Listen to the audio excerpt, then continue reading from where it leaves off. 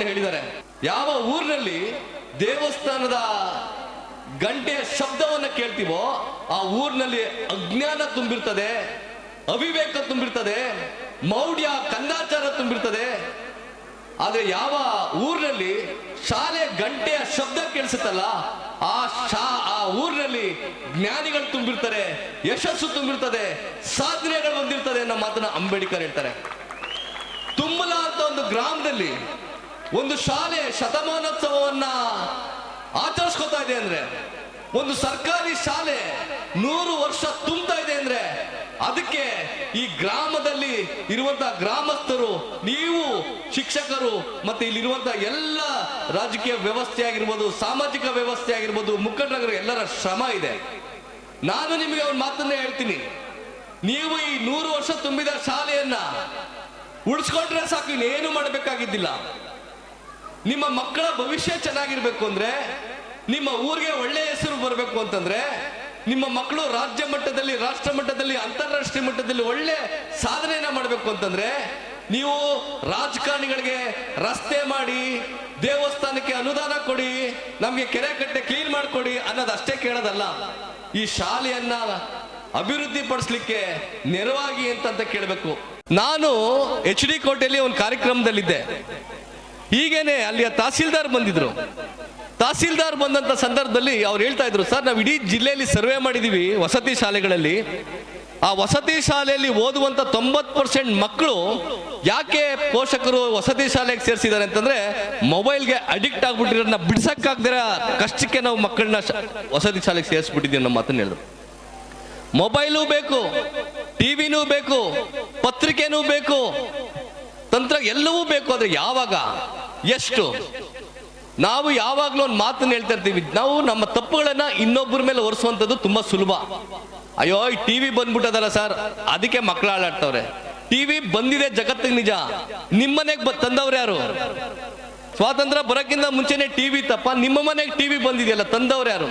ಆಯ್ತು, ತಂದಿದ್ದ ತಪ್ಪಲ್ಲ.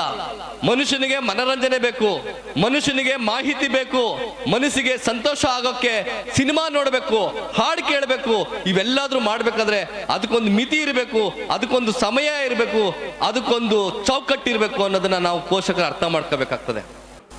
ನನಗೆ ರೇವಣ್ಣ ಹೇಳಿದ್ರು, ಸರ್ ಮಕ್ಕಳಿಗೆ ಬಂದು ಒಂದೆರಡು ಬುದ್ಧಿ ಮಾತು ಹೇಳ್ಬೇಕು ಅಂತ. ಖಂಡಿತವಾಗ್ಲೂ ನಾವು ಮಕ್ಕಳಿಗೆ ಬುದ್ಧಿ ಮಾತು ಹೇಳೋಂಥ ಪ್ರಶ್ನೆನೇ ಇಲ್ಲ. ಇಲ್ಲಿ ಏನಾದ್ರೂ ಬುದ್ಧಿ ಹೇಳೋದಾದ್ರೆ ಪೋಷಕರಿಗೆ ಬುದ್ಧಿ ಹೇಳ್ಬೇಕು, ಮಕ್ಕಳು ಏನೂ ತಪ್ಪು ಮಾಡಿಲ್ಲ.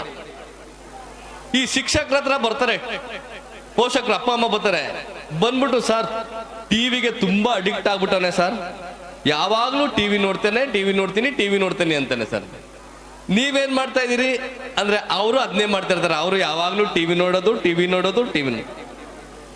ಸರ್ ನನ್ನ ಮಗ ಮೊಬೈಲ್ಗೆ ಅಡಿಕ್ಟ್ ಆಗ್ಬಿಟ್ಟವನೆ ಸರ್, ಊಟ ಮಾಡ್ಬೇಕಾದ್ರೂ ಮೊಬೈಲ್ ತೋರಿಸ್ಬೇಕು, ಮಲಗಿಸ್ಬೇಕಾದ್ರೂ ಮೊಬೈಲ್ ತೋರಿಸ್ಬೇಕು, ಊಟ ಮಾಡ್ಬೇಕಾದ್ರೂ ಮೊಬೈಲ್ ತೋರಿಸ್ಬೇಕು, ಎಲ್ಲಾದ್ ಬೆಳಕು ಮೊಬೈಲ್ ತೋರಿಸ್ಬೇಕು ಸರ್, ಈ ತರ ಪರಿಸ್ಥಿತಿ ಆಗ್ಬಿಟ್ಟದೆ ಸರ್, ನೀವು ಒಂಚೂರು ಬುದ್ಧಿವಾದ ಹೇಳಿ ಅಂತಾರೆ.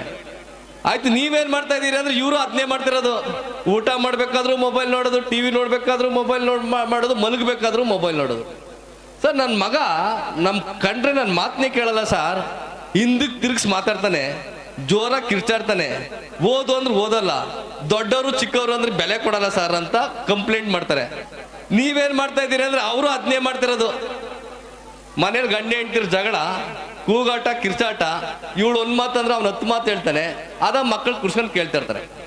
ಒಂದು ವಿಚಾರ ಪೋಷಕರು ನಿಮ್ಗೆ ಹೇಳ್ತೀನಿ, ಮಕ್ಕಳು ಪೋಷಕರ ಪ್ರತಿಬಿಂಬ ಅಷ್ಟೇ, ಕನ್ನಡಿ ಇದ್ದಂಗೆ. ನಿಮ್ಮ ಮನೆ ಹೇಗಿದೆಯೋ ನಿಮ್ಮ ಮಕ್ಕಳು ಹಾಗೆ ಆಗ್ತಾರೆ, ತಂದೆ ತಾಯಿ ಹೇಗಿರ್ತಾರೋ ಮಕ್ಕಳು ಹಾಗೆ ಆಗ್ತಾರೆ. ಮಕ್ಕಳಿಗೆ ಕೇವಲ ಮಕ್ಕಳು 100ಕ್ಕೆ 100ರಷ್ಟು ಅಂಕ ತಗೊಳ್ಳೋಷ್ಟು ಬುದ್ಧಿವಂತರಿದ್ದಾರೆ ಇವತ್ತಿನ ಮಕ್ಕಳು. ನಮ್ಗೆಲ್ಲ 35 ಬಂದ್ರೆ ಫಸ್ಟ್ ರ್ಯಾಂಕ್ ಬಂದಾಗ ಕುಡಿತಾ ಇದ್ವಿ ನಾವು. 35 ಬಂದ್ರೆ ಜಸ್ಟ್ ಪಾಸ್ ಆದ್ರೆ ನಾವೆಲ್ಲ ರ್ಯಾಂಕ್ ಬಂದ ಸಂಭ್ರಮ ಪಡ್ತಿದ್ವಿ. ಆದ್ರೆ ಇವತ್ತಿನ ಮಕ್ಕಳು ಕನ್ನಡದಲ್ಲಿ 125ಕ್ಕೆ 125 ತಗೋತಾರೆ, ಮ್ಯಾಥಮೆಟಿಕ್ಸ್ ಅಲ್ಲಿ 100ಕ್ಕೆ 100 ತಗೋತಾರೆ, ಸೈನ್ಸ್ ಅಲ್ಲಿ 100ಕ್ಕೆ 100 ತಗೋತಾರೆ. ಆದ್ರೆ ಅಪ್ಪ ಅಮ್ಮ ಮೊಬೈಲ್ ಕೊಡಿಸ್ಲಿಲ್ಲ, ಬಟ್ಟೆ ಕೊಡಿಸ್ಲಿಲ್ಲ, ಅಷ್ಟಕ್ಕೇನೆ ಆತ್ಮಹತ್ಯೆ ಮಾಡ್ಕೊಂಡ್ಬಿಡ್ತವೆ.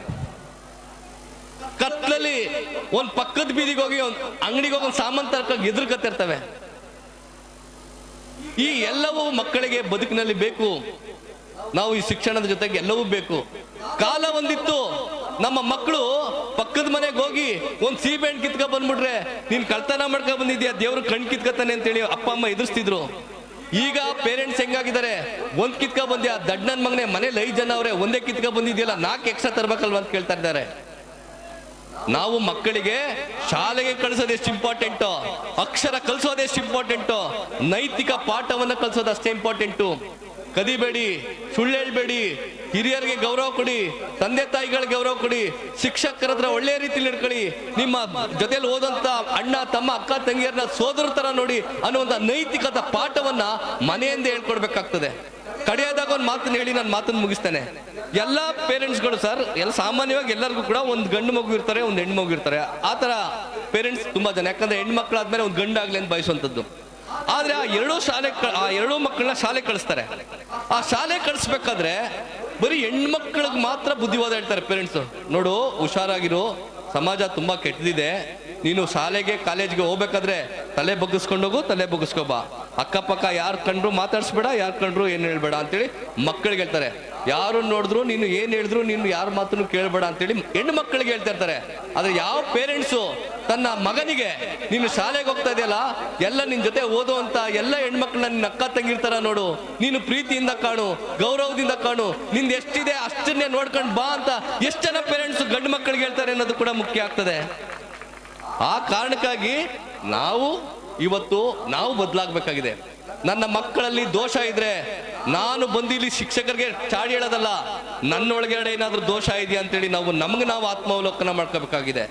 ನಮ್ಮ ಮಕ್ಕಳು ದಾರಿ ತಪ್ತಾ ಇದ್ರೆ ನಮ್ಮಿಂದ ಎಲ್ಲಾದ್ರೂ ತಪ್ಪಾಗಿದ್ಯಾ, ನಾವೆಲ್ಲಾದ್ರೂ ದಾರಿ ತಪ್ಪಿದೀವಿ ಅಂತೇಳಿ ನಾವು ಆತ್ಮಾವಲೋಕನ ಮಾಡ್ಕೋಬೇಕಾಗಿದೆ. ನನ್ನ ಮಕ್ಕಳು ದುರಭ್ಯಾಸಕ್ಕೆ ಒಳಗಾಗ್ತಾ ಇದ್ರೆ ನನ್ನ ಒಳಗಡೆ ಏನಾದ್ರೂ ದುರಭ್ಯಾಸದ ಚಟಗಳಿದಾವ ಅಂತೇಳಿ ನಾವು ಗಮನಿಸ್ಕೋಬೇಕಾಗ್ತದೆ. ಹಾಗಾಗಿ ನಾವು ಬದಲಾದ್ರೆ ಮಕ್ಕಳು ಬದಲಾಗ್ತವೆ, ಮನೆಯ ವಾತಾವರಣ ಬದಲಾದ್ರೆ ಮಕ್ಕಳ ಬದುಕು ಬದಲಾಗುತ್ತೆ ಅಂತ ಹೇಳಿ ಕರೆಸಿ ನನಗೆ ಮಾತಾಡ್ಲಿಕ್ಕೆ ಅವಕಾಶ ಮಾಡಿಕೊಟ್ಟಂತ ನಿಮ್ಗೆಲ್ಲರೂ ಕೂಡ ಒಂದ್ಸಿ ನನ್ನ ಮಾತನ್ನ ಮುಗಿಸ್ತೇನೆ. ನಮಸ್ಕಾರ, ಥ್ಯಾಂಕ್ ಯು.